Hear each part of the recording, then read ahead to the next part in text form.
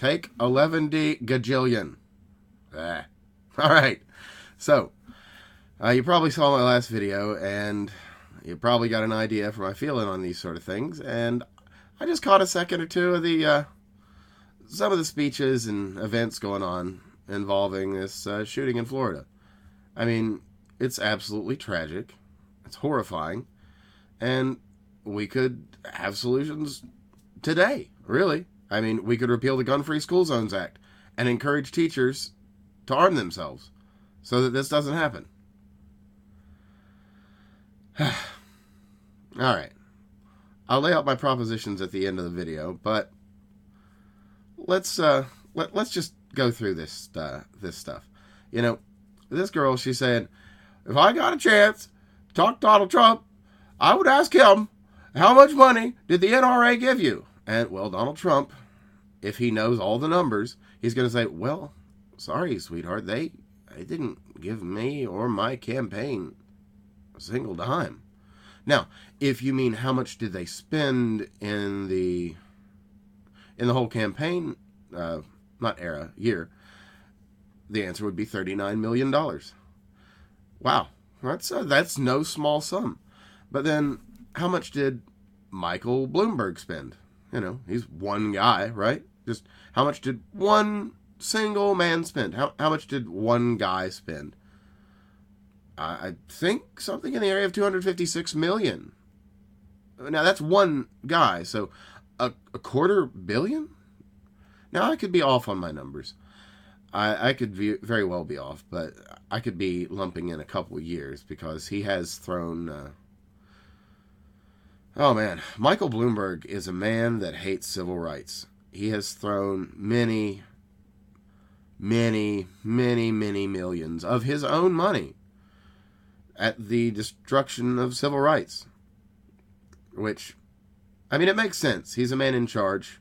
He doesn't want people at the bottom to have further civil rights. So, you know, he wouldn't want someone to be able to come up and challenge his position. It's only reasonable when you're, you know, a man of power like that. You know, you're going to want to take power away from others very often. Some don't, you know. You look at a guy like Ross Perot. He never wanted to take power from others. He just wanted to run his business well, made a lot of money, and did okay. And then you look at, you know, some guys like Warren Buffett. They do a little good, and then they shut down a lot of mom and pop shops. You know, it's complicated, right? So, you know, how many millions did that one man spend? How many millions did CTR spend? How many millions did, what's that other fellow's name? Oh, well, whatever. The Brady campaign. How many millions did they spend? How many millions did Shannon Watts and her Moms Demand Action Against Civil Rights in America spend? You know, the Brady campaign to end civil rights violence. You know, how many millions and millions and millions have they spent trying to end civil rights because they find them detestable? Yeah, it's a shame. It's a damn shame that Gabby Giffords was attacked with a weapon and it damaged her in the head and brain. You know, it's a horrible shame. I'm glad she wasn't hit with a car as fast. If she had been, she wouldn't have survived. You know, why aren't we talking about banning assault cars? A car is an item designed to make the world better and easier, to make our lives more comfortable and more pleasant. And cars kill more people worldwide than an implement supposedly invented purely for death. So you've got a tool made for a purpose. Its purpose is, quote unquote, death. It is a less effective killer than a tool made to make life easier for all people. And we won't even get into pollution and exhaust, will we? Because then we're talking about sea levels and we're talking about all sorts of controversial topics. So, cars kill more people than guns. I haven't... How many people were killed in France? How many? How many people were run down in England? How many? It's distressing. So, my proposition. Say what you will about Israel. I don't know if you like them or you hate them or you think Zion shouldn't exist because in the holy books, the Lord said that, you shall never have a country again. That's on you. Take whatever side you want. I don't care at all. But take their example. There has not been one school shooting in Israel. Not one. Every teacher is armed. There is a small contingent of armed guards, I think like 3 to 5 or something. Nothing crazy, nothing major. That are armed, in body armor, patrolling the school. Which, yeah, that's probably a stretch for America. But any given school has one resource officer. So you make sure that officer is just armed, always. That's not hard. Step 1. And that's easy. You don't have to repeal the Gun-Free School Zones Act. You don't have to pass a new law. There you go. You just make sure your school resource officer has a patrol rifle and is always wearing a plate. Okay. Easy peasy. No laws change, nothing. Now, let's say we repeal the Gun-Free School Zones Act. That's an easy peasy one. Repeal the act. Encourage teachers to carry. Problem solved. Okay, now, let's get into my solution. Because people seem to love the Gun-Free School Zones Act and love people being disarmed and, in a great big barrel, not unlike some fishes waiting to be shot. So, my solution? You roll it into your state police budget. You provide free of charge police-level pistol training to every teacher and every administrator in your school system. You don't make them carry. You just heavily encourage it. You say, training's free. Concealed carry license is covered. Background check covered. Everything's covered. Stupid eye. Had stuff in this eye all day. So ignore me. Alright. Anyway. That was a nervous laugh. Deal with it. Nervous. Alright. So, you strongly encourage, financially and societally, all these teachers to arm themselves. Because you take a look at the coach last week. Or, well, whenever you're watching this, on the 14th. There were 2 heroes. A coach that literally stood under a hail of bullets, protecting kids from those bullets. And another that was holding the door open for kids so that they could get in. He ended up shot and didn't make it. Right there on the spot. You can bet your bottom dollar either one of those teachers wouldn't have minded having a gun and being able to shoot back. I can tell you that for a fact. So if they'd have been able, they'd have fought back. It would have been bad. You'd have lost people. You'd have lost less people, though. So, you encourage your teachers to carry. You provide them tax incentives. You give them a write-off on whatever their carry pistol is. And you make sure your administrators are armed.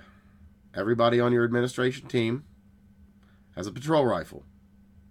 Some variety. Modern sporting rifle. Personal defense weapon. Something. And you go through the same procedures. You lock down your doors. If there's a shooting or a shooter, you lock down all your doors.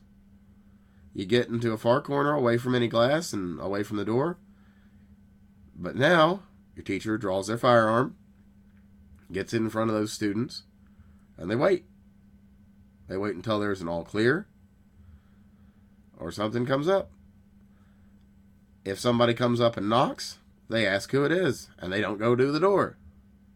They identify themselves. And it's the administration team, principal, vice principal. Those people. And they say it's clear. So let me present the situation to you. Let's say this happened under my set of proposals. You got this crazy kid who's going to shoot up the place.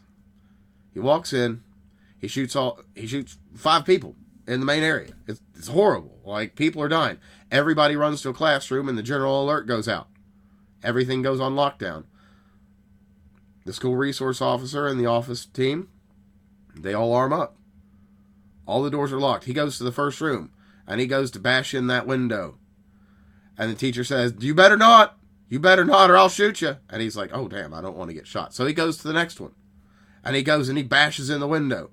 And there's a gun pointed at him. It's like, "You better not. You better not." So he doesn't lean in there and get that gun pointed at him. He goes to the next one. And then around the corner, as he's about to bash in the next window, there comes a team of 2 guys in suits and some lady in a pantsuit and a school resource officer in, well, not SWAT gear, but, carrying a patrol rifle and wearing a vest, leading. And all 4 of them have got patrol rifles, and they're pointed at you, and they say, "Put the fucking gun down now! Get on the ground, the police are on the way!" Well, yeah, you lost some lives. And it's a fucking tragedy. But that's the end. And it's not going to happen again. I mean, who's going to go through that? There's no point to this. You're going to die, or you're going to accomplish nothing. We can protect these kids today. But no, we have to play politics and talk about, we got to get rid of civil rights. Got to get rid of them. Golly.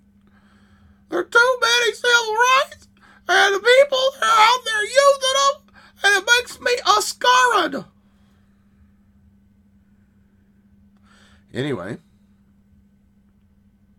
your civil rights, folks. If free speech is a civil right, and the right to assembly is a civil right, the right to your religion is a civil right, and these are all protected by the Bill of Rights, then most certainly the right to keep and bear arms to the end of being able to establish a militia that is well regulated, which in the term of its time means well equipped and well trained, because we do have to take these things in context. What that means is, it shall not be infringed. These are here for many reasons. So we need to embrace the fact that we love civil rights and fight for civil rights. There's no such thing as gun control. There is no such thing as common sense gun legislation. There is no such thing as gun reform. There is only civil rights control. Common sense civil rights legislation.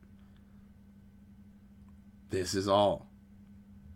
Civil rights control, civil rights reform, common sense civil rights removal, sensible removal of civil rights. There is no sensible removal of civil rights. Always remember that. Anyway. Wow. This is another long one. Anyway, yeah. Thanks for listening. Talk to you soon. Hope you found my words at least somewhat useful. All my love. Bye. Oh yeah. Stay safe.